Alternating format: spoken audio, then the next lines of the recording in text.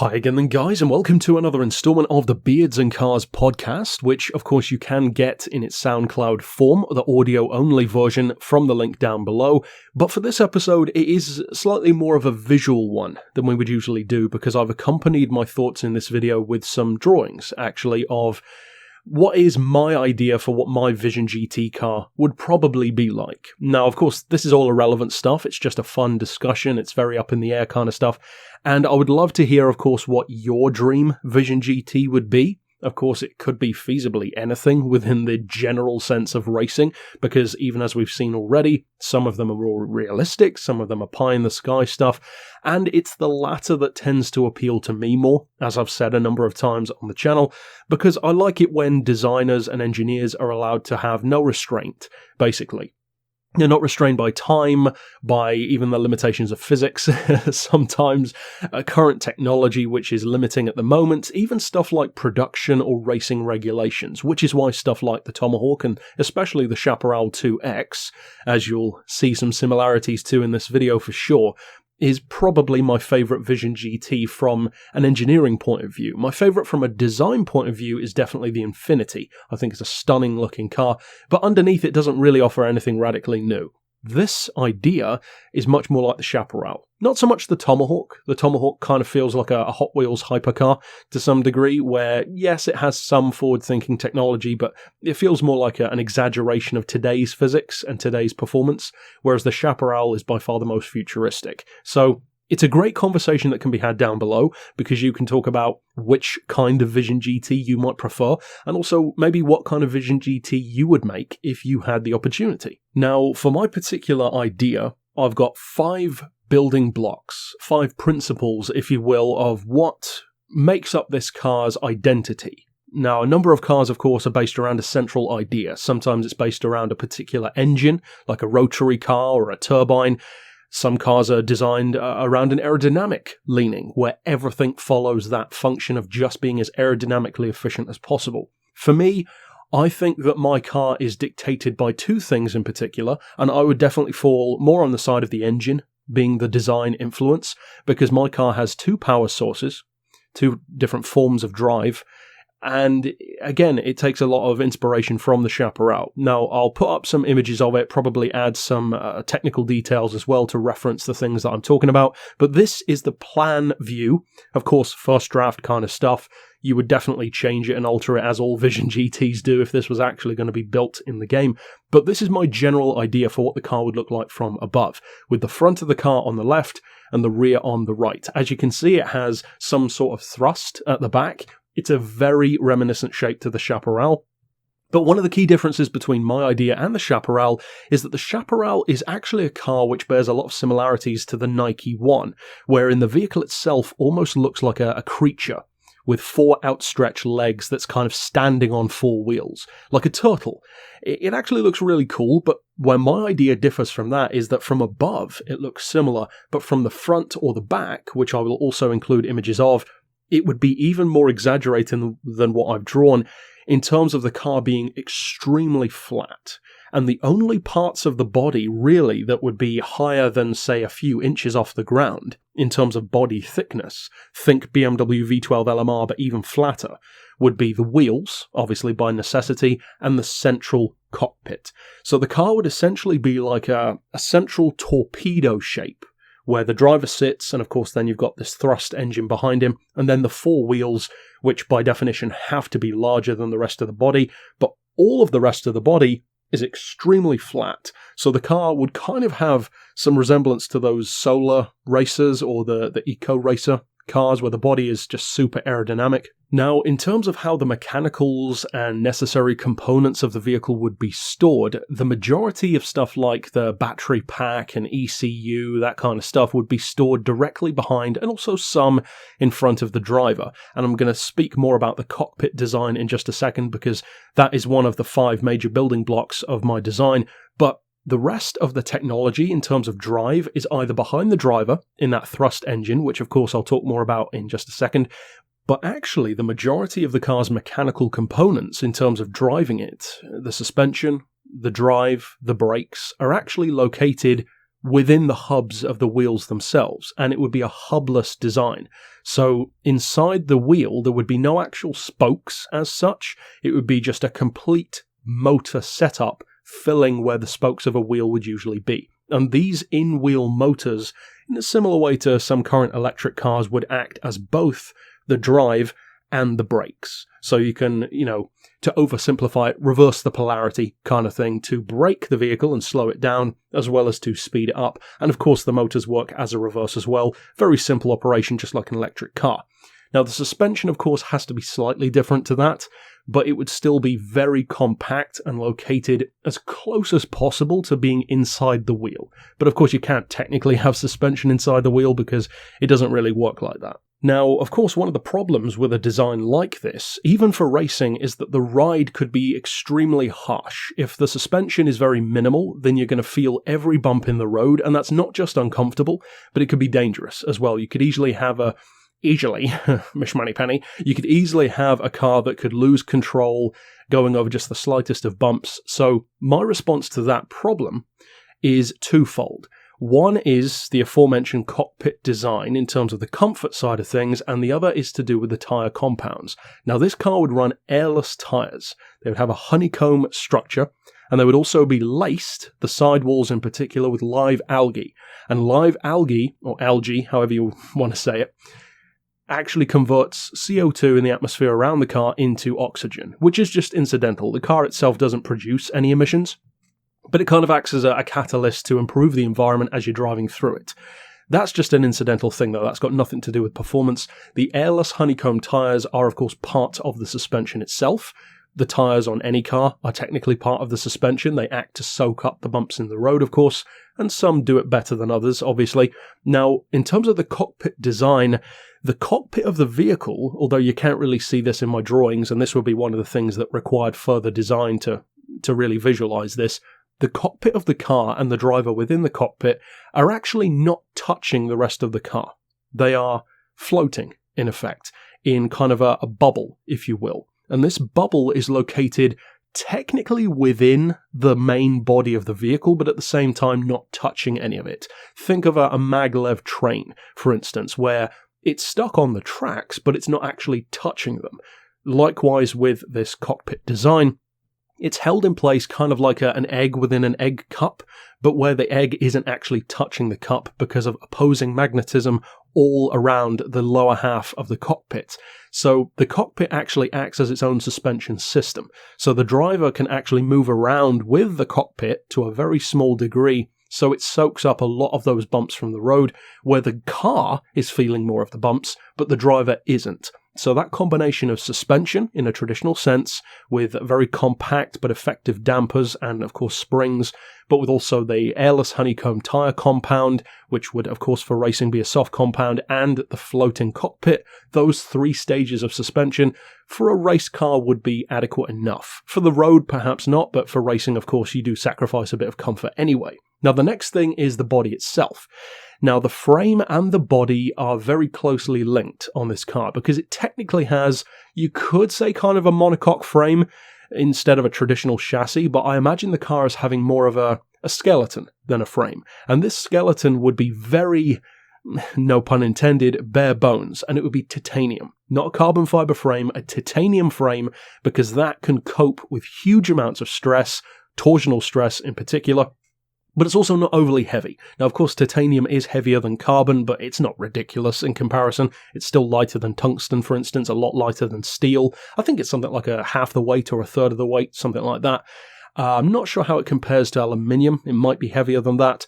But the idea behind the frame is that it acts purely as a spine, if you will, for the car, where all of the components are very loosely attached in a general sense, but the frame doesn't have as much girth to it, you could say, as a usual car frame would, because a lot of the mechanicals, as I said, are within the wheels anyway, so all of the weight that the vehicle has, what little weight there is either in the cockpit section, which, as I said, is suspended anyway, or it's out in the wheels.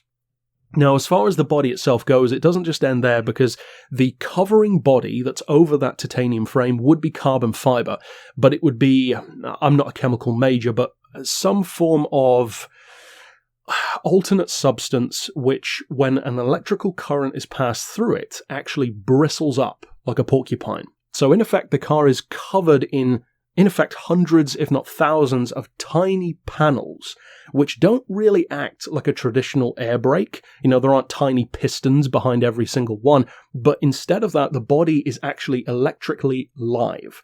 Now, of course, the driver is still separate from that in the hovering cockpit, so that's not a problem, but it would mean that, for instance, for pitting in, you would have to depower that system for the pit crew to be able to touch the car safely. And I believe, if I recall correctly, there are some vehicles that actually have that issue already. I think it was like Formula One or something. I don't recall.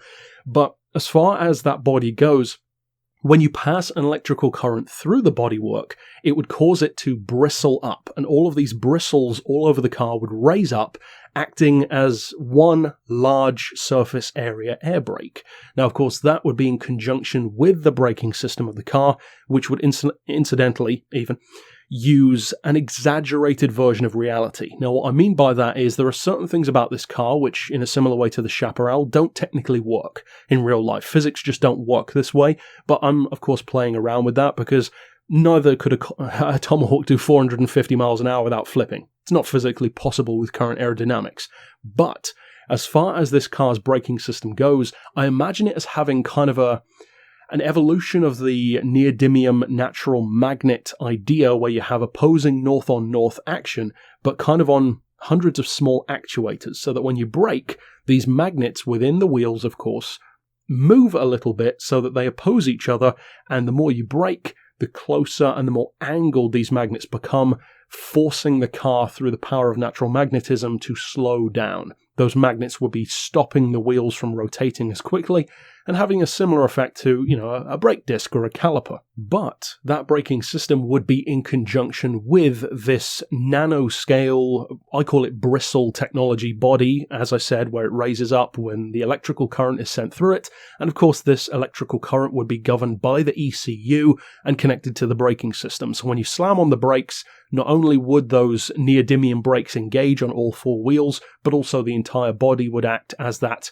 bristling air brake. Now, I don't know what kind of braking power it would have in the game, but I imagine it being similar to like the Red Bull, the Tomahawk, the Chaparral, that kind of thing, so no lack of stopping power, let's just say there. Now, as far as the motors and the drive, because of course we haven't really discussed that yet, it's actually a twofold system, and I touched on this earlier on because, of course, you've got that thrust motor at the back that you can see, but that is secondary, actually, because with the Chaparral, of course, that thrust motor, which is laser power in the case of the 2X, it's a great system. It sounds cool. It's a cool idea. It's the only thrust-driven vehicle of the entire Gran Turismo franchise where the wheels are actually not driven. The car itself is literally pushed along.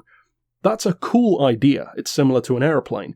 The downside, though, is that the car never wants to turn, especially under power, because a thrust-driven vehicle wants to go straight. It's like a dragster, literally. This car acts in a different way to that, because that rear thrust motor, which again I'll get to after the part that I'm going to talk about first, is controlled by the driver. The majority of drive, for instance, through corners, is not provided by that thrust engine. Now, the majority of drive comes from a much more traditional system, the in-wheel motors. So you could think of this as kind of like an ultra-lightweight cross between the Chaparral and a Rimac, for instance, or a futuristic Tesla, where the 4 in-wheel electric motors give you the vast majority of drive. Now, Rimac, if I recall correctly, can already provide very small electric motors that can put out like 500 horsepower each. And of course, the Concept 2 has, I think it's 2,000 horsepower, if I recall correctly. So putting out that kind of power is already possible, let alone in the future. So I imagine these in-wheel motors as putting out roughly 600 horsepower each, which is not that unfeasible, even by today's standards, and about 800 foot-pounds of torque.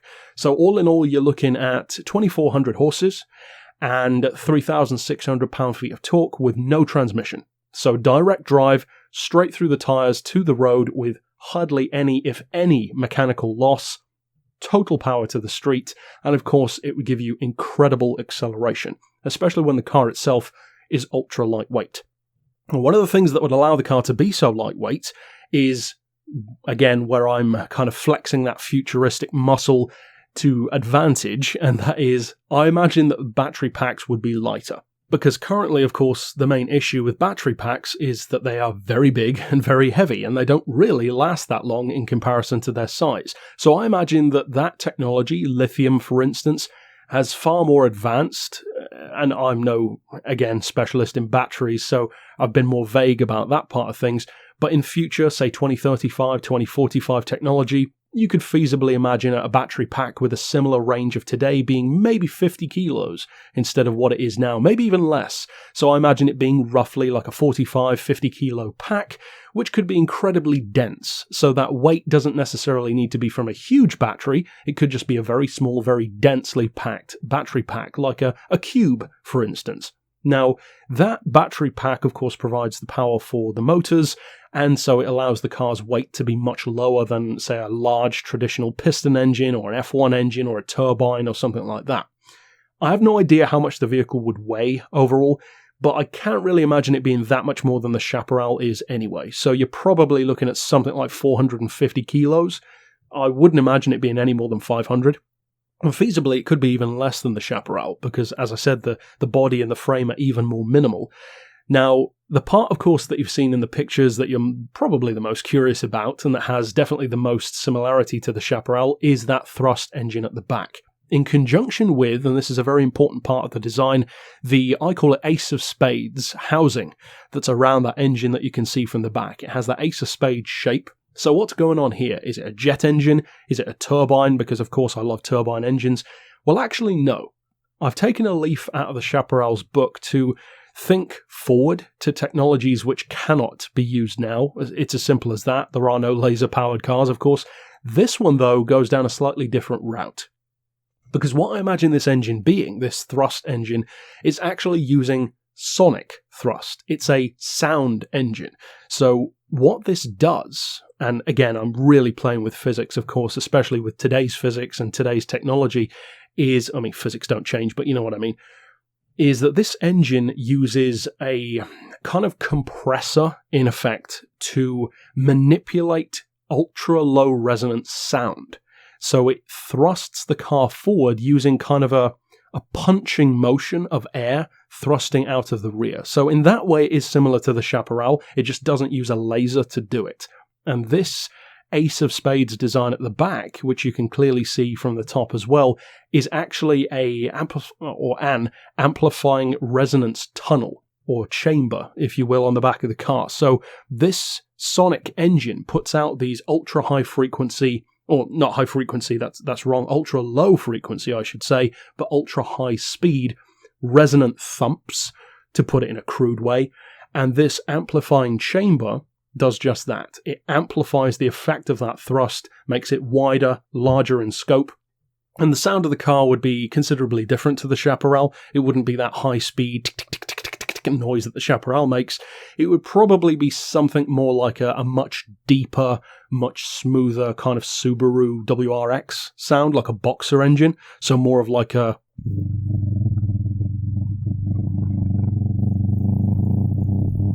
kind of noise. And that sound would provide, basically, additional thrust to the vehicle. Now, in terms of power, it's hard to know how much power that would actually give you, of course, because it's not something we can currently do. But using the kind of liberties that, for instance, the Chaparral does, I mean, like 900 horsepower through laser thrust, they go very pie in the sky for that kind of stuff. So let's be conservative and say that thrust engine gives you like a 500 horsepower boost. In reality, it could be more like the equivalent of 1,000, but let's say 500. So all in all, you're looking at an extremely powerful car, and the result of the specs would be something which kind of has the physical appearance and the ultra lightweight factor of the Chaparral, but with the kind of spec sheet of the Tomahawk. And the combination of the two, of course, would be insanely fast. Now, one of the main problems, of course, of this idea would be if you've got a car that weighs 400 kilos and is putting out 2,400 horsepower and even more, thanks to thrust, there is no wing on this car. In fact, there's no visible downforce of any kind beyond the bristle bodywork, which, of course, wouldn't really have enough downforce to do that. So what am I doing for that? Well, that is, of course, a nod to probably my single favourite racing design, again referencing Chaparral, but not the 2X, the 2J. Of course, it's got to be a fan car, because the fan system is so beautifully simple that it doesn't really need to be changed all that much. It's already a great idea.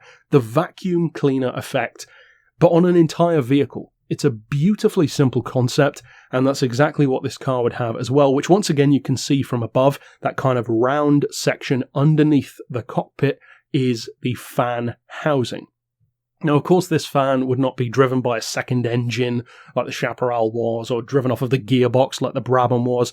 This would be much simpler. It would have a very high torque, not necessarily high speed, but very high torque electric motor to drive this fan, probably a single fan setup, which of course would provide this very low pressure area underneath the car, kind of like a big suction cup.